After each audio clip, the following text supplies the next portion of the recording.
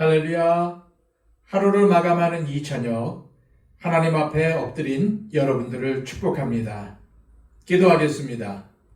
하나님 아버지, 하루 동안 우리를 보살펴 주시고 이 저녁 시간에, 이 예배 시간에 주님 앞에 무릎 꿇게 하심을 감사합니다. 주님, 겸손히 나와 주님께 엎드리오니 이 예배를 통해 말씀하여 주시옵소서. 예배하는 각 심령들 가운데 임재하여 주시옵소서. 상하고 지친 우리의 영혼을 만져주시고 또한 세파에 지친 우리의 육체를 회복시켜 주시옵소서. 주님, 이 예배를 통해 주님께 더 가까이 가오니 우리를 영접하여 주시고 우리의 심령 가운데 꺼지지 않는 주님의 말씀으로 채워주시며 또한 하늘에 대한 소망으로 가득 채워주시옵소서. 예수 그리스도의 이름으로 기도하옵나이다. 아멘. 다 함께 찬송가 393장 찬양드립니다.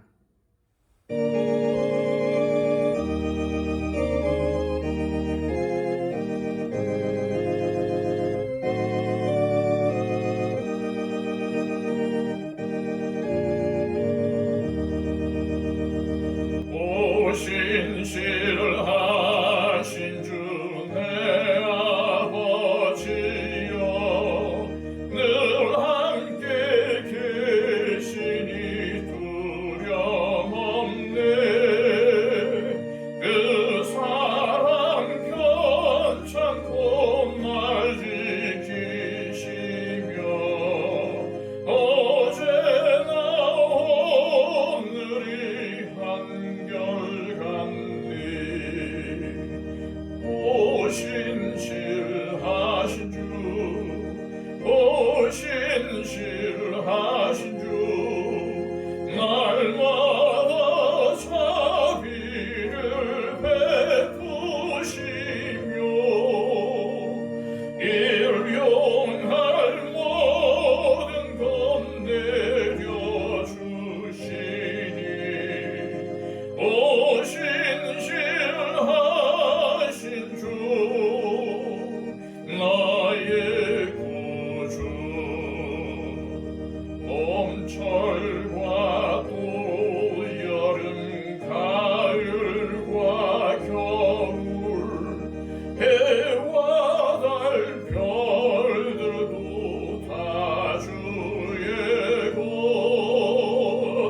만물이 주 영광 드러내도다. 신실한 주 사랑 나타내네.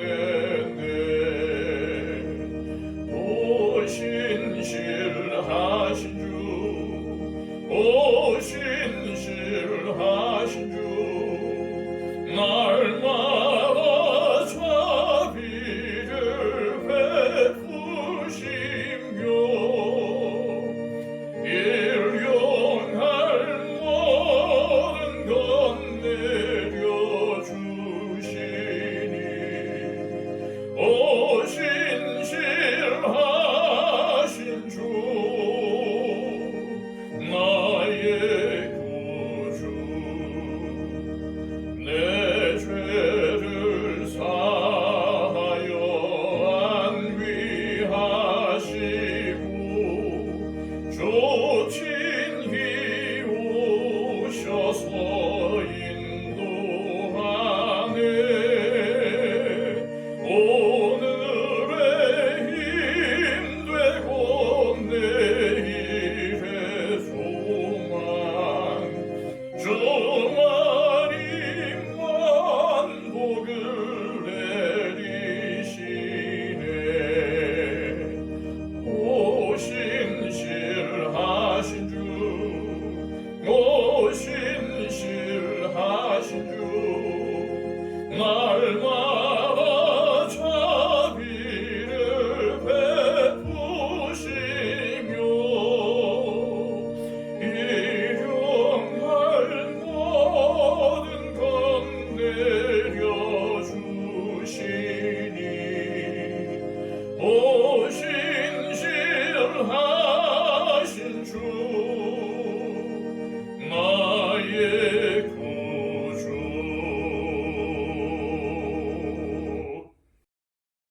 시간 우리에게 주시는 하나님의 복된 말씀은 구약 성경 사무엘하 24장 1절에서 15절까지의 말씀입니다. 구약 성경 505쪽입니다. 여호와께서 다시 이스라엘을 향하여 진노하사 그들을 치시려고 다윗을 격동시키사 가서 이스라엘과 유다의 인구를 조사하라 하신지라. 이에 왕이 그 곁에 있는 군사령관 요압에게 이르되 너는 이스라엘 모든 지파 가운데로 다니며 이제 단에서부터 부엘세바까지 인구를 조사하여 백성의 수를 내게 보고하라 하니 요압이 왕께 아뢰되 이 백성이 얼마든지 왕의 하나님 여호와께서 100배나 더하게 하사 내 주 왕의 눈으로 보게 하시기를 원하나이다. 그런데 내 주 왕은 어찌하여 이런 일을 기뻐하시나이까 하되 왕의 명령이 요압과 군대 사령관들을 재촉한지라. 요압과 사령관들이 이스라엘 인구를 조사하려고 왕 앞에서 물러나 요단을 건너 갓 골짜기 가운데 성읍 아로엘 오른쪽 곧 야셀 맞은 쪽에 이르러 장막을 치고 길라앗에 이르고 닷딤 호시 땅에 이르고 또 다니안에 이르러서는 시돈으로 돌아 두로 견고한 성에 이르고 히위 사람과 가나안 사람의 모든 성읍에 이르고 유다 남쪽으로 나와 부엘세바에 이르니라. 그들 무리가 국내를 두루 돌아 9달 20날 만에 예루살렘에 이르러 요압이 백성의 수를 왕께 보고하니 곧 이스라엘에서 칼을 빼는 담대한 자가 80만 명이요 유다 사람이 50만 명이었더라. 다윗이 백성을 조사한 후에 그의 마음에 자책하고 다윗이 여호와께 아뢰되 내가 이 일을 행함으로 큰 죄를 범하였나이다. 여호와여 이제 간구하옵나니 종의 죄를 사하여 주옵소서. 내가 심히 미련하게 행하였나이다 하니라. 다윗이 아침에 일어날 때에 여호와의 말씀이 다윗의 선견자 된 선지자 가세에게 임하여 이르시되 가서 다윗에게 말하기를 여호와께서 이와 같이 말씀하시기를 내가 네게 3가지를 보이노니 너를 위하여 너는 그 중에서 하나를 택하라.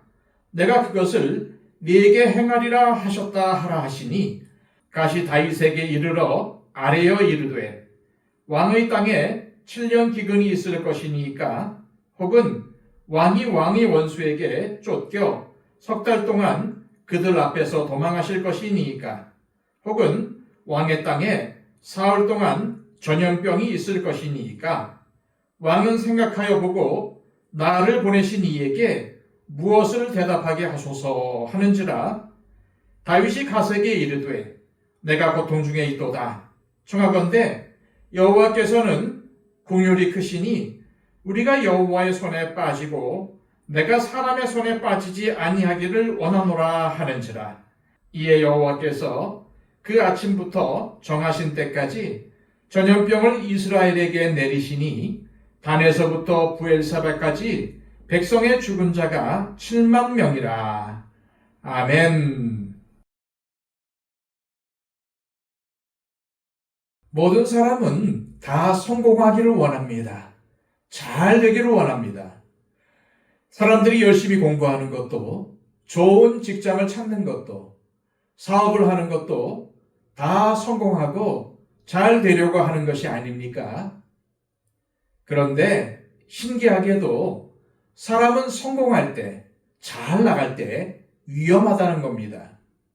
왜냐하면 잘 나갈 때는 자기의 손에 많은 힘과 권한이 있어서 그것을 마음대로 휘두르며 과시하고 싶기 때문입니다. 그래서 이런 말도 있습니다. 실패를 견디는 사람은 많다. 그러나 성공을 견디는 사람은 적다. 사울의 추격을 피해 도망다니며 험악하고 척박한 광야의 굴속에서 살 때의 다윗은 그 영혼이 순수하고 맑았습니다. 몸은 비록 힘들지만 하나님과 아주 친밀한 관계 속에서 살았습니다. 그래서 이 시기에 시를 많이 썼는데 성경의 시편에 많이 남아 있습니다. 하지만 이런 다윗도 잘 나갈 때 넘어집니다. 우리는 사무엘하 11장에서 이미 한 번 넘어진 것을 봤고 오늘 본문을 통해 또 넘어지는 것을 봅니다. 사실 어떻게 보면은 오늘 본문인 24장이 다윗의 인생에서 마지막 이야기라고 볼 수 있는데 내용이 이상합니다. 만일 여러분이 사람들의 일대기를 써주는 전기 작가라면은 위대한 사람의 일대기를 어떻게 마무리하시겠습니까? 여러 우여곡절을 겪었지만 그래도 마지막에는 훌륭했다고 하면서 끝내지 않겠습니까? 그런데 오늘 본문은 다윗이 이렇게 하나님 앞에 잘못을 저질렀다 하며 끝내고 있습니다. 물론 마지막에 가서는 좋게 마무리하기는 하지만 밧세바 사건 이후에 다윗이 저지른 또 하나의 큰 죄를 오늘 본문이 기록하고 있기 때문입니다. 그러므로 힘이 있을 때, 성공할 때, 높은 자리에 올라갈 때 더 조심해야 합니다. 왜냐하면 자신의 손에 무엇인가 가지고 있으면 막 휘두르기 때문입니다. 손에 가진 게 없으면 휘두를 게 없는데 뭔가가 쥐어져 있으면 막 휘두르며 다른 사람들을 해칠 수 있는 것입니다. 그래서 예수님은 심령이 가난한 자는 복이 있다라고 하셨는데 세상 것에는 가난하고 주님으로 부여한 것이 복이라는 말입니다. 교회에서 목사를 비롯하여 장로, 안수집사, 권사 등의 항존 직분자들이나 교회에 오래 다닌 사람일수록 공로주의에 사로잡히지 않도록 조심해야 합니다. 우리는 오로지 예수님께서 말씀하신 것처럼 우리는 무익한 종입니다. 우리가 마땅히 해야 할 일을 했을 뿐입니다. 라고 고백을 해야 합니다. 그런데 그것을 자꾸만 잊어버리고 내가 뭔가가 되었나 보다 라고 생각하니까 문제가 생기는 것입니다. 특히 내가 뭔가를 잘했는데 그것으로 인해서 문제가 생기거나 남들이 알아주지 않을 때 자꾸 섭섭해지고 서운해지는 것을 매우 조심해야 합니다. 주님의 은혜를 생각하면은 모든 것이 은혜가 되는데 나를 인정해주지 않는다는 인간적인 생각, 곧 공로주의에 빠지니까 섭섭하고 서운한 것입니다. 주님의 은혜 앞에서 나 자신을 돌아볼 수 있다면 그 사람은 정말로 훌륭한 신앙인입니다. 사실 오늘 본문의 사건이 언제 일어난 것인지는 알 수 없습니다. 왜냐하면 사무엘하 21장에서 24장은 나중에 뒤에다 붙인 부록의 성격을 가지기 때문입니다. 다만 다윗의 왕권이 공고해지고 그의 영광이 크게 높아진 때였던 것은 분명합니다. 하지만 바로 그때 다윗은 범죄하게 되지요. 1절입니다. 여호와께서 다시 이스라엘을 향하여 진노하사 그들을 치시려고 다윗을 격동시키사 가서 이스라엘과 유다의 인구를 조사하라 하신지라. 이 말씀을 그냥 보면은 하나님께서 다윗을 막 격동시키셔서 인구 조사를 하라고 해놓고는 그 다음에 네가 잘못한 거다라며 모든 죄를 다윗에게 뒤집어 씌우는 걸로 오해하기 딱 알맞게 되어 있습니다. 그런데 그게 아닙니다. 오히려 다윗이 이스라엘의 인구조사를 하고 싶은 마음이 굴뚝 같은데 하나님이 막지 않으시고 놓아두셨다는 겁니다. 지켜보셨다는 말이죠. 다시 설명하면은 다윗의 마음은 이미 인구조사를 하려는 유혹에 덫에 걸려들었습니다. 그랬을 때 하나님은 그래, 너는 그러한 마음을 가지고 있구나. 그럼 어디 한번 해봐 라고 하셨다는 겁니다. 우리가 세상에서 극악무도한 범죄자들을 보면은 하나님이 어떻게 저런 사람을 그대로 두시나 라는 마음이 들 때가 있지 않습니까? 하지만 영원히 놓아두시는 것이 아닙니다.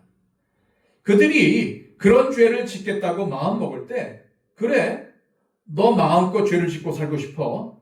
그렇다면 어디 한번 해봐 하고 그냥 놓아두시는 겁니다. 이게 무서운 겁니다. 이것을 오늘 본문에서 격동시키셨다라고 표현한 것입니다. 다윗의 범죄의 본질은 사실 인구조사를 한 데 있지 않습니다. 그의 마음에 교만이 생긴 것이 그의 죄의 핵심입니다. 지금 다윗은 왕으로서 찬란한 영광을 맛보고 있으며 싸울 때마다 승리하고 주변 나라들을 다 평정함으로 나라가 점점 부강해지고 있습니다. 바로 그때 다윗은 모든 영광을 하나님께 돌리기는 하지만 그래도 내가 잘했으니 이 정도가 됐지라는 마음이 생긴 것입니다. 특히 사울과 비교하며 사울은 이렇게 못했는데 나는 이스라엘을 부강한 나라로 만들지 않았느냐? 그러니 내가 얼마나 훌륭하냐? 라는 교만이 마음속 깊이 자리 잡게 된 것입니다. 다윗은 자신이 누리고 있는 부귀와 영화와 나라의 부강함을 바라보면서 스스로 만족해 했습니다. 그래서 내가 이룬 것을 점검하고 눈으로 확인해 봐야겠다 하는 마음으로 인구조사를 명한 것입니다. 그런데 다윗은 모든 인구를 조사한 것이 아닙니다. 바로 여기에 핵심이 있습니다. 다시 말해 다윗은 이스라엘 전체의 인구를 조사한 게 아니고 전쟁에 나가서 싸울 수 있는 용사의 수만 세도록 했습니다. 그러면서 내가 이룬 것을 보라 라고 한 것입니다. 자기가 이룬 업적에 대해 만족해하며 자신을 높인 것입니다. 바로 이런 것이 하나님이 가장 싫어하시는 교만입니다. 교만한 사람은 넘어진다고 했는데 하나님은 교만을 너무나 싫어하십니다. 왜냐하면 우리를 망가뜨리기 때문입니다. 또한 하나님은 우리가 교만하여 하나님의 영광을 가로채는 것을 매우 싫어하십니다. 왜냐하면 하나님의 영광을 인간이 가로채면 그 삶이 망가지고 무너지기 때문에 그렇습니다. 그런데도 다윗은 그것을 깨닫지 못하고 자기 마음에 품게 된 생각대로 인구조사를 명합니다. 그런데 사실은 용사의 수를 세는 것이었고 그렇게 다윗은 죄악의 길로 나가게 됩니다. 사실 모든 죄가 그런 식으로 행해집니다. 죄는 절대 나쁜 것을 통해서 오지 않습니다. 아주 달콤하게 다가옵니다. 그래서 우리가 항상 기도할 것은 하나님, 눈 깜빡하는 순간에도 저를 붙들어 주십시오 하는 것입니다. 왜냐하면 그 짧은 순간에도 우리는 딴 마음을 품을 수 있기 때문입니다. 풍선에 바람을 분 다음에 묶지 않고 놓아버리면 어떻게 됩니까? 이리저리 방향 없이 날아다니다가 땅에 떨어집니다. 하나님이 우리를 놓아버리시면 우리의 인생이 그 꼴이 되고 만다는 사실을 명심하시길 바랍니다. 하나님이 우리 인생의 마지막에 남기기를 원하시는 것은 내가 이런 걸 이루었다라고 하는 업적이 아닙니다. 오직 주님입니다. 우리가 이 세상에서 뭔가 업적을 이루었다고 해도 누가 우리를 기억해 주겠습니까? 전 세계적으로 기억될 만한 인물은 정말 몇 명 되지 않습니다. 우리가 아무리 위대한 업적을 남겼어도 시간이 지나면 다 잊혀지고 맙니다. 하지만 주님을 꼭 붙들고 나아가면 이 세상이 끝나도 주님은 계속 우리와 함께 하십니다. 그리고 내가 한 아주 작은 일도 하나님은 잘했다고 하시며 알아주십니다. 우리나라 사람들이 나를 알아주어도 영광인데 온 천지 만물을 만드신 하나님께서 나를 알아주신다는 것이 얼마나 영광된 일입니까? 그런데도 우리는 하나님께 맡기는 것을 잘 하지 못합니다. 자꾸 머리를 쓰고 뭔가를 자신의 능력으로 이룰 때 보람이 있다고 생각하는데 그것이 아닙니다. 우리가 느릿느릿 가더라도 주님을 따라가야 합니다. 그것이 바로 신앙생활입니다. 그런데 이것은 금방 되는 게 아니라 평생이 걸립니다. 평생 걸리는 것을 쉬지 않고 해야 느리더라도 주님을 계속 따라갈 수 있는데 나는 오래 했으니 이제 쉬어야지 라고 한다면 어떻게 주님을 따라갈 수가 있겠습니까? 따라서 우리는 느리더라도 매일 주님을 따라가야 합니다. 다윗은 군사령관인 요압에게 단에서부터 부엘세바까지 전 이스라엘의 인구를 조사하라고 명합니다. 그런데 요압은 눈치가 보통이 아니라 인구를 조사하는 것이 다윗의 교만에서 나왔다는 것을 눈치챕니다. 그래서 반대하지요. 요압과 같이 악한 사람이라도 항상 악행만 저지르는 것은 아니라는 사실을 알 수 있습니다. 그래서 우리가 조심해야 하는 것은 어떤 사람이 안 좋은 일을 했을 때 안 좋은 일을 했으니 저 사람은 나쁜 사람이 틀림없어 라고 정죄하는 것입니다. 왜냐하면 좋은 사람도 나쁜 일을 할 수 있고 나쁜 사람도 가끔은 좋은 일을 할 수 있기 때문입니다. 좋은 일과 나쁜 일 중 어느 쪽을 더 많이 하느냐에 따라서 좋은 사람과 나쁜 사람이 갈리는 것이지 나쁜 사람은 100% 나쁜 일만 하고 좋은 사람은 100% 좋은 일만 하는 게 아닙니다. 그러므로 우리는 사람의 한순간 행동만을 보고 그 사람을 판단해서는 안 됩니다. 어떻게 해서든지 인구조사를 하기로 마음을 먹은 다윗은 요압이 반대하고 많은 군대 사령관들이 반대한데도 자신의 명령을 따를 것을 강하게 재촉합니다.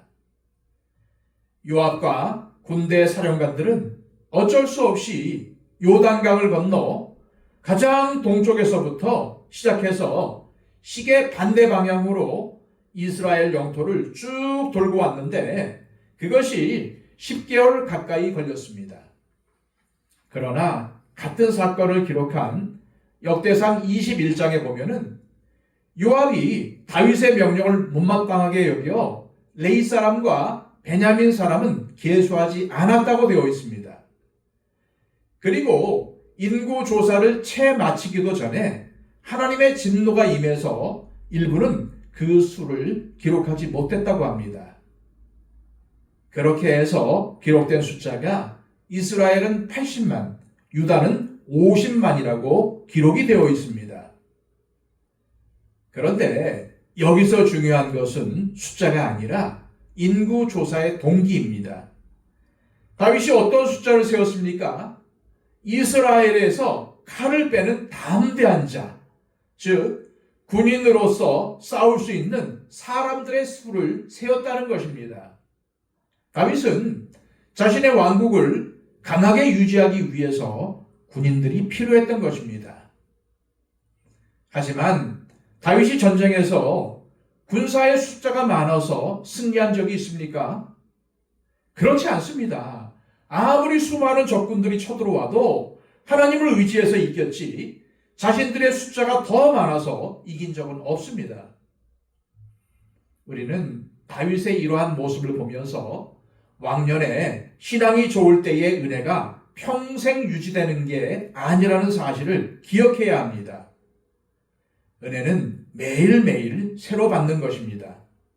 옛날에 어땠다는 것은 자랑이 아닙니다. 물론 옛날에 그랬다는 것은 감사한 일입니다. 그러나 은혜는 매일매일 새로 받는 것이지 몇십 년 전, 아니 몇 달이나 몇 주 전에 받은 것도 안 됩니다. 매일 새로 받아야 합니다. 하나님은 매 순간 우리에게 은혜를 주십니다. 그것을 찾는 것이 영적인 실력입니다. 그것이 바로 신앙이 좋다는 겁니다. 오늘이 아니라 늘 옛날 얘기만 한다면 오늘이 얼마나 가난하다는 말입니까? 우리가 하나님께 아뢰는 기도 제목을 보면은 병의 치유를 위해서 기도하고 어려운 문제를 해결해 달라고 기도하는 등 뭔가 잘되게 해달라는 기도가 많고 나 자신이 또는 내 자녀가 잘 풀리게 해달라는 기도가 많습니다. 그러나 우리는 내가 또 내 자녀가 잘되게 해달라는 기도도 해야 하지만은 그에 앞서서 내가 내 자녀가 성공하고 잘 되더라도 하나님을 더 잘 섬기고 이웃을 더 잘 섬기는 신앙인이 되게 해주십시오 라고 기도해야 합니다. 왜냐하면 성공하고 잘 되기는 했는데 하나님을 떠나버린다면은 그것이 무슨 의미가 있습니까? 그것은 축복이 아닙니다. 아무도 알아주지 않을 때 위험한 것이 아니라 남들이 나를 알아주고 높여줄 때가 위험합니다. 원하는 것이 이루어지지 않을 때가 아니라 오히려 소원이 성취되고 마음의 만족이 가득하고 스스로를 대견하게 생각할 때가 바로 위험한 때입니다. 왜냐하면 그럴수록 마음에 하나님이 안 보이기 때문입니다. 사실 모든 것은 하나님께서 주신 것인데 그것을 잊어버리고 자기가 그 모든 것의 주인인 것처럼 착각하게 되기 때문입니다. 결국 헛된 교만이 마음을 사로잡습니다. 교만은 정말 심각한 죄입니다. 왜냐하면 하나님이 너무나도 사랑하시는 나를 완전히 망가뜨리기 때문입니다. 그러므로 우리는 뭔가를 아주 잘했을 때, 일이 잘 되었을 때 그것을 잘 견디도록 기도해야 합니다. 제가 무엇이기에 하나님께서 이렇게 크신 은혜를 베푸십니까? 라는 겸손을 잊지 않는다면 잘못 갈 수가 없습니다. 나는 아무것도 아닌데 하나님께서 이렇게 나에게 큰 복을 주셨다라는 것을 늘 기억하면 항상 하나님의 은혜를 받고자 힘쓸 것입니다. 한편 인구조사가 장장 10개월 가까이 진행되었는데도 다윗은 전혀 자신의 죄를 깨닫지 못하고 있었습니다. 그런데 인구조사를 다 마치고 부하들이 돌아와 보고할 때 내가 하나님 앞에 큰 죄를 지었구나 하고 깨닫게 된 것입니다. 사실 다른 사람이었으면 이것을 깨닫지 못했을 것입니다. 그러나 다윗은 내가 잘못했구나, 하나님 앞에 큰 죄악을 저질렀구나 하고 깨달았습니다. 그래서 다윗이 위대한 믿음의 사람인 것입니다. 죄를 안 지어서 위대한 게 아니라 죄를 지었을 때 하나님 앞에 즉시 나아와서 회개하는 사람이었기 때문에 다윗이 위대한 믿음의 사람인 것입니다. 인구조사를 하는 10개월의 기간 동안 다윗의 신앙은 어두워진 채로 있었습니다. 그러나 하나님의 은혜로 자기의 행동이 하나님 앞에서 악한 것임을 깨달은 다윗은 지체하지 않고 하나님 앞으로 나아가 죄를 고백하고 회개합니다. 10절입니다. 다윗이 백성을 조사한 후에 그의 마음에 자책하고 다윗이 여호와께 아뢰되 내가 이 일을 행함으로 큰 죄를 범하였나이다. 여호와여 이제 간구하옵나니 종의 죄를 사하여 주옵소서. 내가 심히 미련하게 행하였나이다 하니라. 바로 이것이 하나님께서 다윗을 그토록 사랑하신 이유입니다. 많은 사람이 죄를 범하고선 자책까지는 합니다. 내가 이러면 안 되는데 하고 말이죠. 그러나 그 마음 그대로 하나님께 나아가 죄를 고백하고 회개하는 데까지는 못 갑니다. 자책은 회개가 아닙니다. 자책했으면 하나님 앞에서 마음을 돌이켜야 합니다. 이것이 회개의 의미입니다. 하나님은 완벽해서 죄를 하나도 안 짓는 사람을 찾으시는 것이 아닙니다. 왜냐하면 그런 사람은 하나도 없기 때문입니다. 하나님은 우리가 연약하기에 죄를 지을 수밖에 없다는 것을 너무나도 잘 아십니다. 그런데도 자신의 죄를 깨닫고 바로 나와 하나님 앞에 고백하고 회개하는 사람을 너무나도 기뻐하십니다. 왜냐하면 그렇게 할 때 망가졌던 인생이 회복될 수 있기 때문입니다. 하나님은 선지자 갓을 다윗에게 보내셔서 다윗의 죄로 인해 내려질 하나님의 진노가 어떠한 것인지를 알려주십니다. 하나님은 다윗에게 3가지 재앙 중에서 한 가지를 택하라고 명하십니다. 갓이 다윗에게 이르러 아뢰어 이르되 왕의 땅에 7년 기근이 있을 것이니까 혹은 왕이 왕의 원수에게 쫓겨 석 달 동안 그들 앞에서 도망하실 것이니까 혹은 왕의 땅에 사흘 동안 전염병이 있을 것이니까 왕은 생각하여 보고 나를 보내신 이에게 무엇을 대답하게 하소서 하는지라. 하나님은 우리가 회개하면 용서해 주십니다. 그러나 죄를 지은 것에 대한 결과는 남는다는 것을 우리는 반드시 기억해야 합니다. 그리고 이것이 하나님의 사랑의 징계라는 사실 또한 알아야 합니다. 7년 동안의 기근, 3개월 동안의 도피 생활, 3일 동안의 전국의 전염병, 이 3가지의 옵션이 다윗에게 주어집니다. 이 중에서 하나를 택하라는 것이죠. 이때 다윗은 하나님 너무하시네 하며 하나님을 원망한 것이 아니라 자신의 죄를 순순히 인정하며 하나님께서 제시하신 3가지 재앙 중에 3일 동안의 전염병을 택합니다. 혹자는 3일이 3년과 3개월에 비해서 가장 짧으니까 다윗이 이것을 선택한 것이라고 보는데 그것이 아닙니다. 다윗이 3일 동안의 전염병을 택한 이유는 나머지 둘은 사람의 손에 달려있기 때문입니다. 물론 기근은 자연재해이고 하나님께서 행하시는 것이지만은 7년이라는 기간은 사람의 손으로 뭔가를 대비하고 일할 수 있는 기간입니다. 그리고 3개월 동안의 도피 생활을 선택하지 않은 것은 인간의 손에 넘겨지기보다는 차라리 하나님의 손으로 직접 맡겠다는 의미에서입니다. 그래서 자신 역시도 전염병에 걸려 죽을 수도 있었지만은 3일 동안의 전염병을 택한 겁니다. 하나님은 진노 중에라도 마음을 돌이키셔서 긍휼을 베풀어 주시는 분이십니다. 이러한 하나님의 성품을 의지하여 다윗은 전염병을 선택한 것입니다. 결국 우리가 의지해야 할 것은 하나님의 말씀입니다. 하나님의 말씀을 붙들어야 합니다. 그래서 우리는 하나님의 말씀을 읽고 묵상하여 마음 깊이 새기는 과정이 필요합니다. 그리고 이러한 과정은 몇 가지의 단계를 밟습니다. 첫째로 말씀을 읽고 깨닫는 단계입니다. 이 단계는 우리가 말씀을 깨닫고 은혜를 경험하며 하나님의 말씀을 더 깊이 알고 싶다는 마음이 생기는 단계입니다. 둘째로 깨달은 말씀으로 내 삶의 상황을 해석하고 적용하는 단계입니다. 이것은 성령님께서 도와주십니다. 나와 전혀 관계없이 여겨졌던 말씀이 나에게 주시는 말씀이 되는 과정입니다. 셋째로 내 삶에 적용한 말씀이 감사와 간구와 회개 같은 영적인 반응을 일으키는 단계입니다.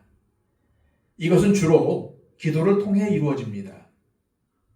넷째로 내가 말씀을 붙들고 살아가는데도 오히려 어려움이 오고 시험이 오며 말씀이 그것을 통해 검증되는 단계입니다. 즉 어려움 시험 가운데에서도 말씀을 정말로 믿고 순종하며 나갈 때에 그 말씀이 이루어져서 나의 것이 되는 것을 체험하게 된다는 말입니다. 이런 과정을 통해서 우리는 말씀 위에 서게 됩니다. 하나님의 말씀이 정말 틀림없구나 하며 흔들리지 않는 믿음 위에 서게 된다는 말입니다. 오늘 말씀의 다윗처럼 어떠한 어려움과 시련이 닥쳐오더라도 우리가 하나님을 더욱 의지하고 인생이 잘 풀리더라도 교만하지 않고 하나님을 겸손하게 붙들고 나아갈 때에 우리의 삶은 승리하는 삶이 될 것입니다. 이런 은혜가 저와 여러분들의 삶 가운데 충만하시기를 축복합니다. 말씀을 생각하시면서 찬송가 294장 찬양 드립니다.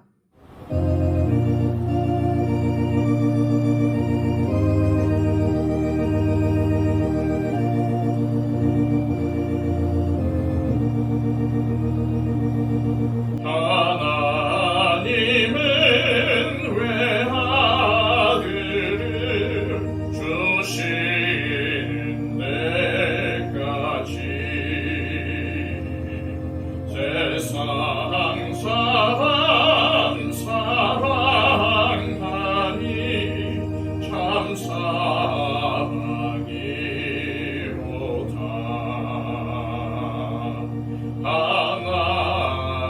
하나님은 사랑이라 죄악에 빠졌던 우리까지 사랑하니 참 사랑 아닌가. 하나님을 배반하고 멀리 떠난 우리 원수같이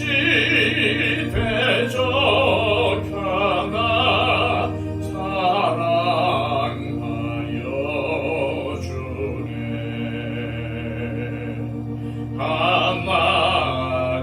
하나님은 사랑이라 죄악에 빠졌던 우리까지 사랑하니 참 사랑 아닌가. 세상 죄를 사시려 우리 죽을 대신 성자 예수 십자가에 고난 받으셨네.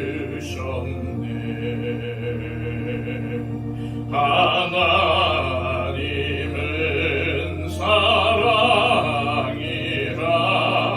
죄악에 빠졌던 우리까지 사랑하니 참 사랑 아닌가. 이 사랑에 감사하여 곧 주께 나오라. 고난 영혼 주께 맡겨 구원을 얻으라.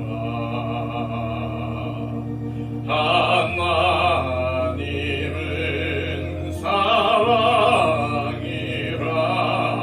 죄악에 빠졌던 우리까지